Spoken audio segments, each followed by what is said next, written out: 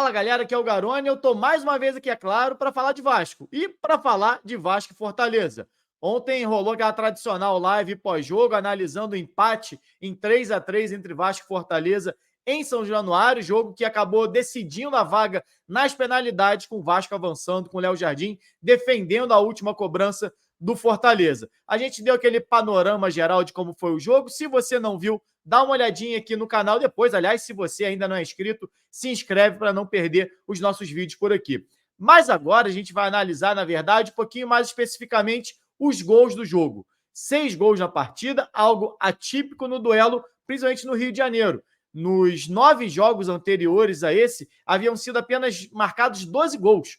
10 do Vasco e 2 do Fortaleza, ou seja, só ontem o Fortaleza fez mais gols do que havia feito em São Januário em toda a sua história. E o Vasco marcou 3, antes havia marcado 10 vezes apenas em 9 jogos, uma média de praticamente 1 gol por jogo contra o Fortaleza em São Januário. Ou seja, uma partida atípica, mas uma partida também marcada por muitos erros individuais. E a gente vai analisar um pouquinho isso aqui. A gente falou muito sobre isso na live, muita gente debateu quem errou aqui, quem errou ali, quem acertou a colar, e a gente vai dar uma olhada com um pouco mais de calma, a começar, é claro, pelo primeiro gol do jogo, gol marcado pelo Fortaleza, com 7 minutos de jogo. E para mim o iniciozinho da jogada é o primordial, porque nesse momento a gente vê a bola com o Michael aqui aberto pelo lado direito e o Fortaleza fazendo uma marcação num bloco um pouco mais alto. Mas ainda assim o Michael não estava tão pressionado. Olha o Lucero olhando para trás, vendo se está todo mundo subindo, e ainda assim o Michael comete um erro que para mim é o que define a jogada. O Michael dá uma pedrada só. A bola em cima do Galdames, no joelho do Galdames, ou seja, a bola é difícil de você dominar pela velocidade e potência que ela vem e numa altura muito ruim, que o Galdames não estava esperando. Obviamente a bola explode no Galdames e volta para o Fortaleza. E nesse momento, o Vasco estava todo posicionado, olha só, para sair para o ataque. Ou seja, num erro individual do Michael, criou-se um contra-ataque para o Fortaleza, que era tudo que o Fortaleza queria, porque é um time que sabe atacar em transição com muita qualidade, tem jogadores de velocidade para isso, recuperando essa bola praticamente na entrada da área. Em 2, 3 toques, rapidamente, Fortaleza chega, um bolão do Pochettino para o Marinho, e aí eu vi muita gente criticando o Léo, né? Pelo fato do Léo não ter conseguido bloquear o chute do Marinho. Mas se vocês repararem bem, o Léo tenta. Porque, para mim, assim que a gente sempre vai ficar nessa análise de erro aqui ou ali, sempre que alguém chuta, alguém não trava, parece que o erro é de quem não bloqueou o chute. Só que o Léo estava na jogada, ele faz o movimento para bloqueio, mas a gente precisa levar em consideração também que do outro lado você tem um adversário tentando te vencer. Durante todo o jogo, existem lances onde sempre que alguém está dando um passe, ele está dando um passe porque não foi bloqueado por outra pessoa.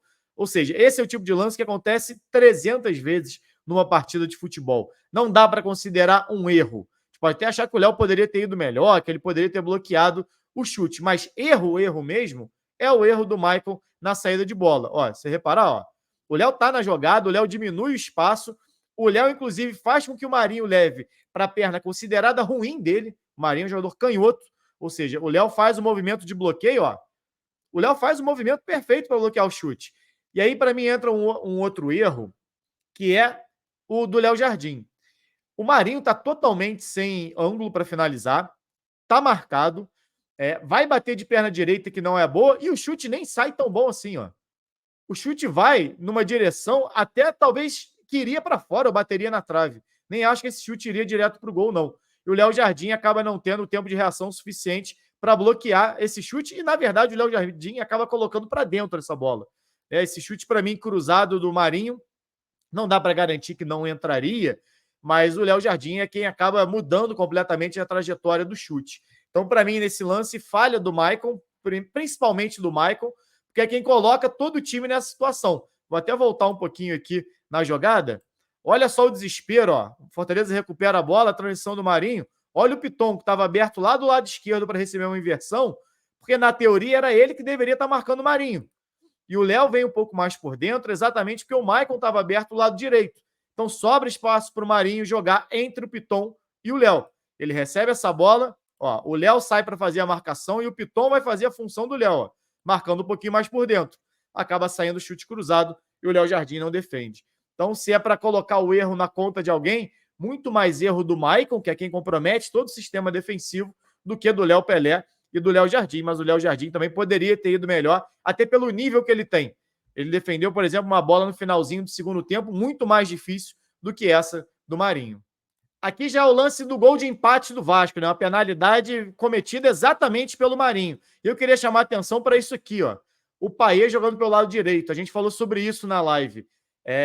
O Payet, no primeiro tempo, caiu muito mais pela direita do que pelo lado esquerdo. Até trouxe o mapa de calor do Payet na live para a gente analisar como é que no segundo tempo ele jogou bem mais pelo lado esquerdo, que é onde ele fica um pouco mais confortável, fazendo essa movimentação do centro para o lado esquerdo, porque ele consegue trabalhar melhor com a perna direita. Ele consegue ser mais eficiente com a direita. O Payet trabalha muito bem com as duas pernas, mas a direita dele é a perna principal. Ele não é ambidestro. Você não vai ver o Payet batendo um pênalti, uma falta de perna esquerda.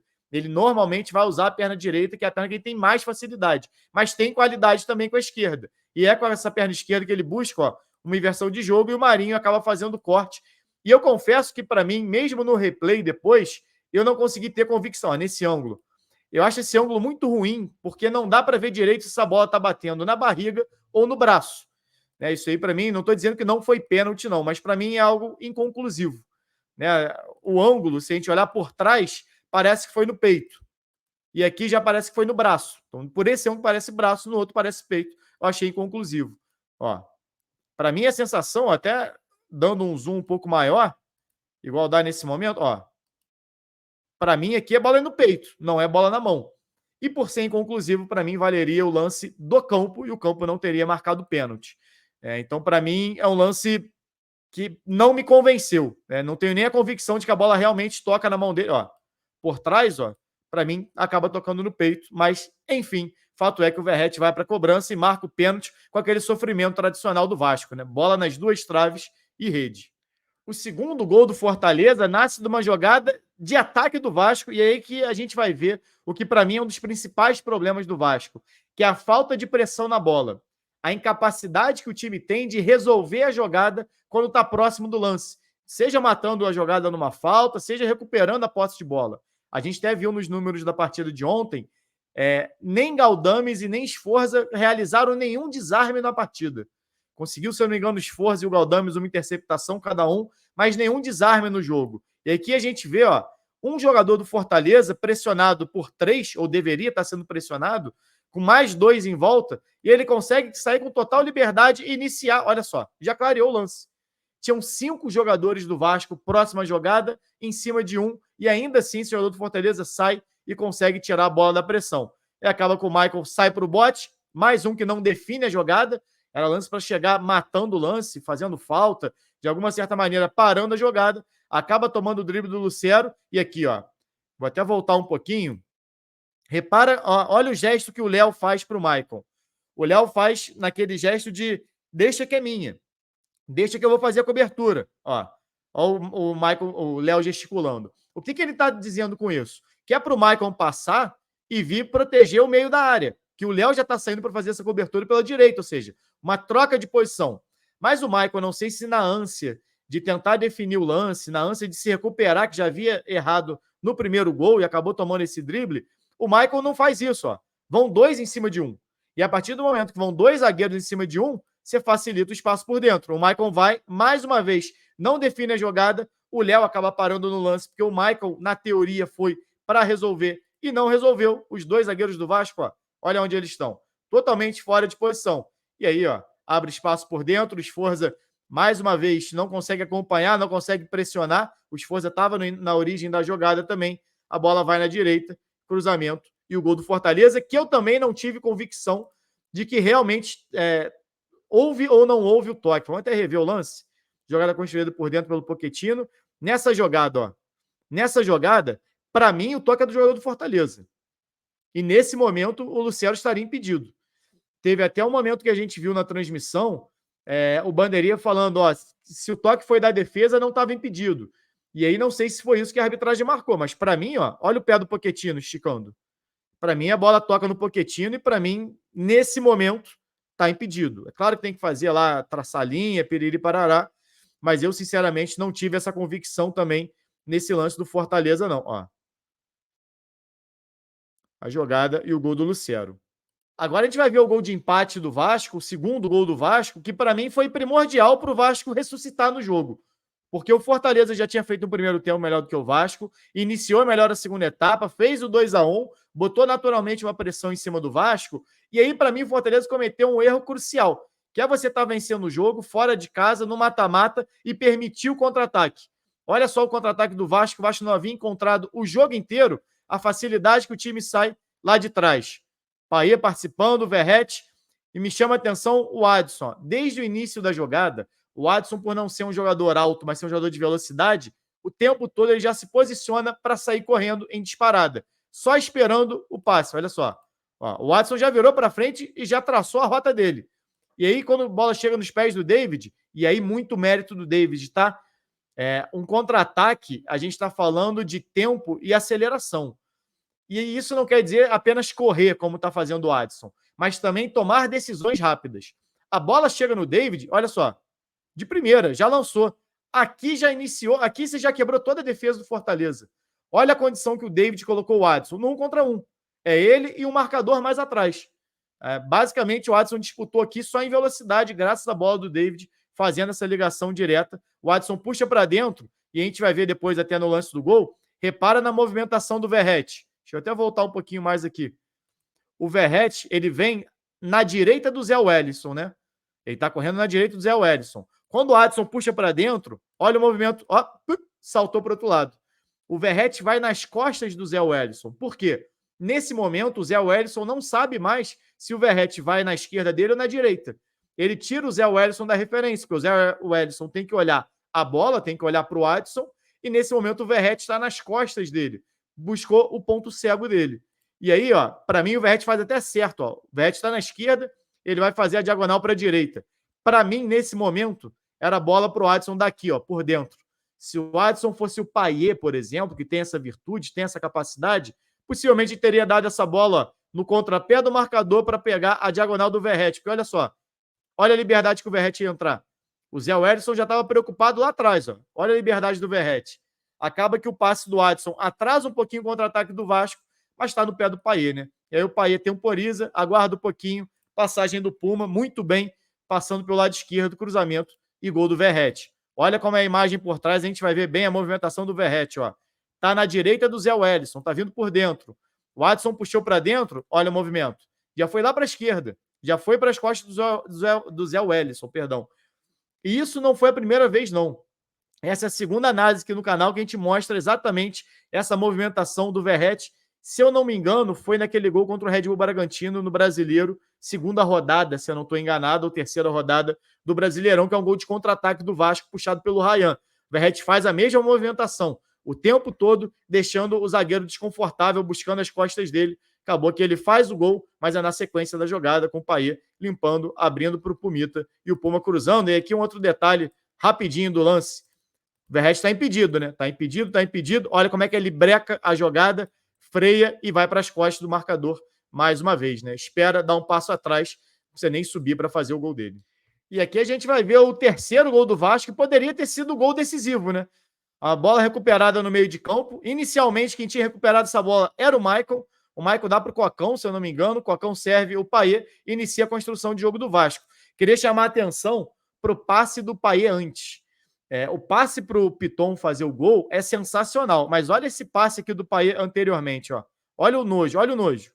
Olha o tapa, vou até botar de novo aqui. Olha o tapa que o Payet dá na bola, ó. Só um outro detalhe. Repara só como é que o Payet vai olhar para trás, ó. O Ryan tá aberto na esquerda. Se liga na olhadinha que o Payet vai dar para trás, porque ele tá vendo exatamente a ultrapassagem do Piton. Ou seja, o Payet já tá pensando quando essa bola chegar nos pés dele, o que ele vai fazer? Olha só. Ó, olhou para trás, olhou para frente. Reparou?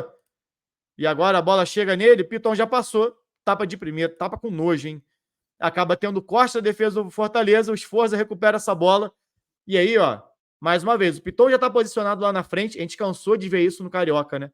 Como é que funciona bem essa dobradinha Payet-Piton e como o Payet funciona melhor jogando do meio para a esquerda e não do meio para a direita, como foi na primeira etapa. E aí, ó, olha a postura corporal do Payet, olha só. Deixa eu voltar só um pouquinho aqui antes de ele dar esse tapa. Ele recebe essa bola, Ó, ele está posicionado da mesma maneira que ele fez contra o Vitória. Foi assim que o Vasco fez o 2-1 ou 2-0 inicialmente contra o Vitória. Foi um cruzamento do Payet para o Verratti, mais ou menos nessa posição, que é exatamente o que ele busca em muitos momentos. Essa bola cavadinha, por isso ele gosta de jogar mais aberto pela esquerda, para sua perna direita estar mais para dentro, exatamente para você poder fazer esse tipo de bola em diagonal ou então a bola para o Piton. E ele induz toda a defesa do Fortaleza para esse tipo de cruzamento para a área. E aí, quando todo mundo se preocupa com o cruzamento para marcar a perna direita, ele dá um tapa na esquerda, só um totozinho, e serve o Piton para fazer mais um gol na temporada, o quarto gol do Piton nesse ano. O Piton que nunca havia feito um gol, mais de um gol, em uma temporada, marcando 4 vezes, e a gente não chegou nem no meio do ano, né? E aqui já é o lance que criou um frisson em São Januário, ou tirou o frisson de São Januário, né? Que é exatamente o lance do gol do Fortaleza, já aos 43 do segundo tempo. A gente vai ver, ó, o autor do gol é o Hércules, que está vindo aqui de trás. Eu vi muita gente falando que o Payet que deu essa liberdade para o Hércules. Mas a gente precisa lembrar uma coisa: o Vasco vem jogando num 4-2-3-1. O Payet, quando o Vasco está sem a bola, o Vasco se defende num 4-4-2. Ó, a linha de 4 jogadores com a linha de 4 defensores. O Payet não é o cara que tem que marcar meio campista. O Payet fica junto do Verratti mais à frente. Quem tem a obrigação de marcar a chegada desses homens são os homens que marcam por dentro. Cocão e Sforza. Olha aqui, Ryan aberto de um lado, Puma aberto do outro, jogando já como um ponta, o Sforza e o Cocão por dentro, com Payet e Verratti ficando um pouco mais à frente. Então, essa subida do volante do Fortaleza não tem que ser acompanhada pelo Payet, não, porque ele defensivamente não faz parte da linha de meio de campo. Ele faz parte do ataque, como se fosse um segundo atacante. No 4-2-3-1, ele está centralizado, que é a formação com bola. Ele está centralizado nas costas do Verratti, junto na mesma linha dos pontas. Sem a bola é um 4-4-2 e ele fica um pouco mais à frente com o Verratti. Poderia acompanhar? Poderia, mas primeiro que não é característica do Payet, segundo que já era 43 do segundo tempo. O que não pode acontecer é isso aqui, ó, o Sforza afundar. Olha como é que o Sforza entrou dentro da área. O time do Fortaleza empurrou a linha defensiva do Vasco toda para trás e os volantes acompanharam. Olha só, o Sforza está exatamente entre o Léo e o Maicon. E aí você gera um espaço na frente para o Hércules receber e finalizar. Quando o Hércules recebe, o Sforza não consegue chegar a tempo e acaba saindo o chute no canto. Para mim, também uma bola defensável para o Léo Jardim. Até de trás a gente vê melhor. Olha só onde estava o Sforza. Olha só, aqui. Entre o Léo e o Maicon. Exatamente entre os dois zagueiros.